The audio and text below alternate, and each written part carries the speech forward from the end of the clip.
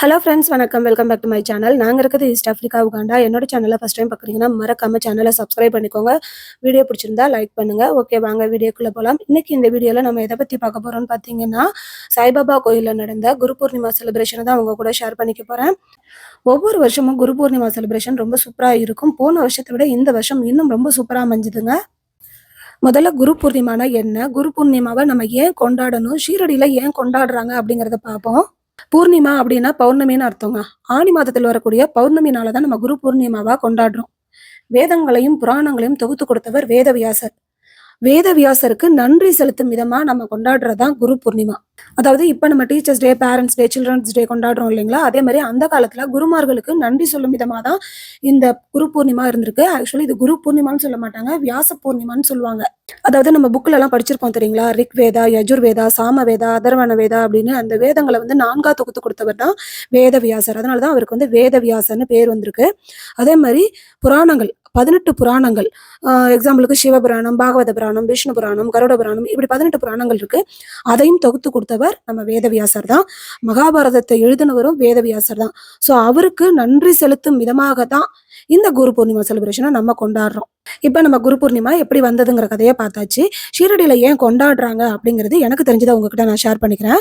1909 ஷீரடியில் என்ன நடக்குதுன்னு பார்த்தீங்கன்னா, பாபா என்ன பண்ணுறாரு, அவரோட டிவோட்டியான நூல்கரை கூப்பிட்டு, இன்னைக்கு வந்து குரு பூர்ணிமா, அதாவது வியாச பூர்ணிமா, நம்ம வியாசருக்கு நன்றி செலுத்துகிற வகையில், அதாவது வியாசரை வந்து நம்ம குருவான்னு நினைக்கிறோம், அவருக்கு நன்றி செலுத்துகிற வகையில் இன்னைக்கு வந்து பூஜை இருக்கணும், துவாரகமாயில் இருக்க தூணை வந்து நம்ம குருவான்னு நினச்சி வழிபாடு செய்யுங்க அப்படின்னு சொல்கிறாரு. உடனே நூல்கர் என்ன செய்கிறாரு, ஷாமா, தாத்தியா, பாட்டில் எல்லாரையும் கூட்டிட்டு வந்து பாபா இந்த மாதிரி சொல்றாங்க, நம்ம பூஜை பண்ணுவோம் அப்படின்னு சொல்றாங்க. உடனே எல்லாருமே என்ன சொல்றாங்க, பாபா நீங்க தான் எங்களுக்கு குரு, நாங்க வந்து உங்களை வந்து குருவா நினைச்சு நாங்க வழிபாடு பண்றோம்னு ஃபர்ஸ்ட் பாபா ஒத்துக்கவே இல்லையா. அதுக்கப்புறம் ஒரு வழியா பாபாவை சம்மதம் வாங்கி அதுக்கப்புறம் குரு பூர்ணிமா செலிப்ரேஷனை பண்ண ஆரம்பிச்சாங்களாம். ஷிரடியில வந்து இது என்னைக்கு ஆரம்பிச்சதுன்னு பாத்தீங்கன்னா 3/7/1909 அன்னையிலிருந்து இப்போ வரைக்கும் ஒவ்வொரு வருஷமும் குரு பூர்ணிமா அன்னைக்கு பாபாவுக்கு பயங்கரமா செலிப்ரேஷன் பண்ணிட்டு வராங்க. இது ஷிரடியில மட்டும் இல்ல, பாபா கோயில் உலகத்துல எங்கெல்லாம் இருக்கோ அங்கெல்லாம் வந்து பாத்தீங்கன்னா குரு பூர்ணிமா செலிப்ரேஷன் ரொம்ப சிறப்பா நடைபெற்றுட்டு இருக்குங்க. குரு பூர்ணிமா அன்னைக்கு பாபாக்கு மட்டும்தான் நன்றி சொல்லணுமா அப்படிங்கிறதுலாம் இல்லை. நீங்க மனசார யார குருவா நினைக்கிறீங்களோ, ஃபார் எக்ஸாம்பிள் ரமண மகரிஷியா இருக்கலாம், ராகவேந்திரரா இருக்கலாம், காஞ்சி மகா பெரியவரா இருக்கலாம், கனகம்பட்டி சித்தரா இருக்கலாம்.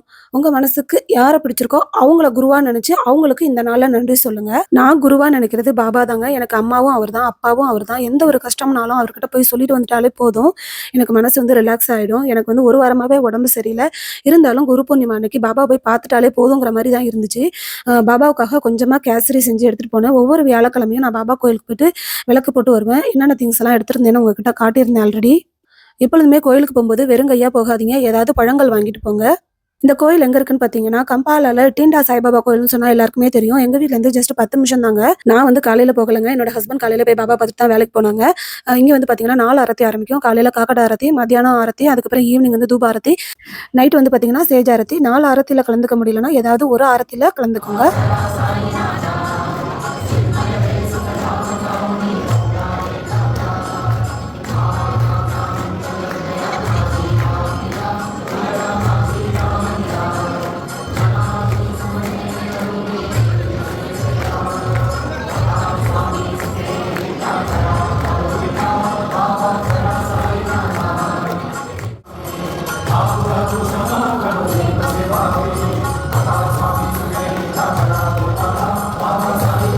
நான் வந்து ஈவினிங் தான் போயிருந்தேன். கரெக்டாக நாங்கள் போகவும் சேஜாரத்தி ஸ்டார்ட் பண்ணியிருந்தாங்க. சாமிக்கு விளக்கு போட்டுட்டு நாங்களும் சேஜாரத்தியில் கலந்துக்கிட்டோம். இங்கே பூஜையெல்லாம் எப்படி நடக்கணும் ஆல்ரெடி நான் வீடியோவில் போட்டிருக்கேன். அதாவது இன்னைக்கு யார் ஆரத்திக்கு கொடுத்துருக்காங்களோ அவங்க மொதல் எடுத்துட்டு வந்தவங்கெல்லாம் அடுத்தடுத்து எடுப்பாங்க. வீடியோ கடைசி வரைக்கும் பாருங்கள். சேஜாரத்தி முடிச்சதுக்கப்புறம் பாபாவுக்காக ஒரு பையன் வந்து ஃப்ரூட்ஸால் செஞ்ச கேக் பண்ணி எடுத்துகிட்டு வந்திருந்தாங்க. ஸோ அதை இன்னைக்கு அவர் கட் பண்ணிவிட்டு பாபாவுக்கு நைவேத்தியம் பண்ணியிருந்தாங்க. அது முடிச்சதுக்கப்புறம் வந்திருந்த எல்லாருமே வந்து பாபா கிட்ட போய் அக்ஷதையும் பூவையும் வச்சு ஆசீர்வாதம் வாங்கிக்கிட்டாங்க. ஒவ்வொரு நாளும் வந்து பார்த்தீங்கன்னா பாபாவுக்கு 4 விதமான ஆரத்திகள் நடக்கும். காலையில் 6:30க்கு காக்கட ஆரத்தி ஸ்டார்ட் பண்ணுவாங்க. மத்தியானம் 12:30க்கு மத்தியான ஆரத்தி நடக்கும். ஈவினிங் 6:30க்கு தூப ஆரத்தி, அதே மாதிரி நைட்டு 9 மணிக்கு சேஜ் ஆரத்தி நடக்குங்க. வியாழக்கிழமையும் சனிக்கிழமையும் சேஜ் ஆரத்தி முடிச்சதுக்கப்புறம் மகா பிரசாதம் ஏற்பாடு பண்ணுறாங்க. ஒவ்வொரு மாசத்துலேயும் வரக்கூடிய பௌர்ணமி அன்னைக்கு காலையில் ஷிரடி சாய் சத்திய விரதமும் இவங்க செய்கிறாங்க. நீங்கள் கோயிலுக்கு வர மாதிரி இருந்தால் நாளே கன்ஃபார்ம் பண்ணிட்டு வாங்க. கோயிலில் எல்லா பூஜை ஐட்டமும் ஃப்ரீயாகவே கொடுத்துருவாங்க. அதே மாதிரி கோயிலுக்கு ஏதாவது கான்ட்ரிபியூஷன் பண்ணுற மாதிரி இருந்தாலும் பண்ணலாம். பொருளாகவும் கொடுக்கலாம், பணமாகவும் கொடுக்கலாம். க்ரீட்டிங் கார்டில் நம்பர் இருக்குது, அந்த நம்பருக்கு காண்டாக்ட் பண்ணி பேசிக்கோங்க. உங்களால் வீட்டிலேயே நைவேத்தியம் செஞ்சு எடுத்துகிட்டு வர முடியும்னா நீங்கள் செஞ்சு எடுத்துகிட்டு வரலாம். நான் வந்து பாபாவுக்கு வீட்டிலேயே கேசரி பண்ணி எடுத்துகிட்டு வந்திருந்தேங்க. பேரிச்சம்பழமும் கல்கண்டும் கடையில் வாங்கியாச்சு. வர வழியில் வாழைப்பழமும் கொஞ்சம் பூவும் வாங்கிட்டு வந்தோம்.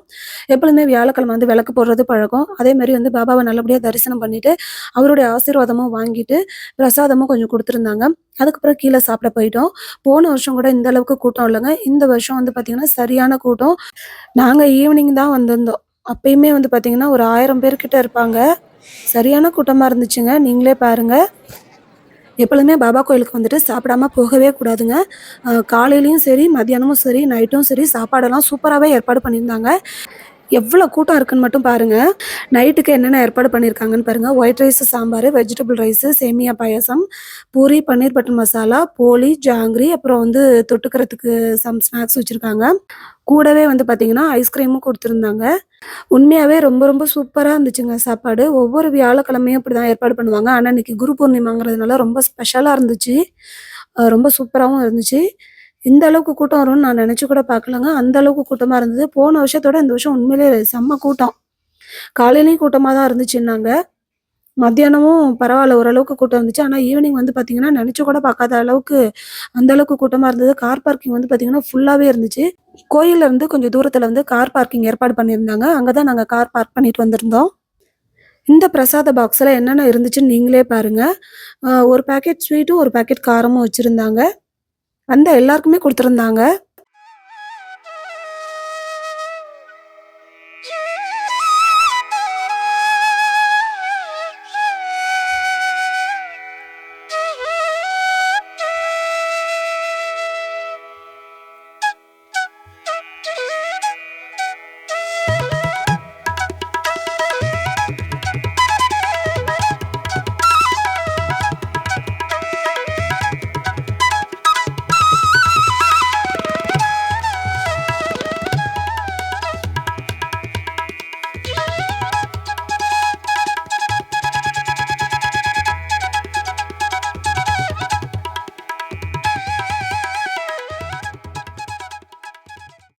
அவ்வளோதான் ஃப்ரெண்ட்ஸ். நாங்கள் நல்லபடியாக குரு பூர்ணிமா அன்னைக்கு சாய்பாபாவை கும்பிட்டுட்டு நாங்கள் கிளம்பிட்டோம். கண்டிப்பாக இந்த வீடியோ உங்களுக்கு பிடிச்சிருக்கும்னு நினைக்கிறேன். வீடியோ பிடிச்சிருந்தா ஒரு லைக் கொடுங்க. உங்கள் ஃப்ரெண்ட்ஸ் அண்ட் ஃபேமிலிக்கு மறக்காமல் இந்த வீடியோவை ஷேர் பண்ணுங்கள். நெக்ஸ்ட் ஒரு சூப்பரான ஒரு வீடியோவில் பார்க்கலாம் ஃப்ரெண்ட்ஸ். ஓகே, பாய்.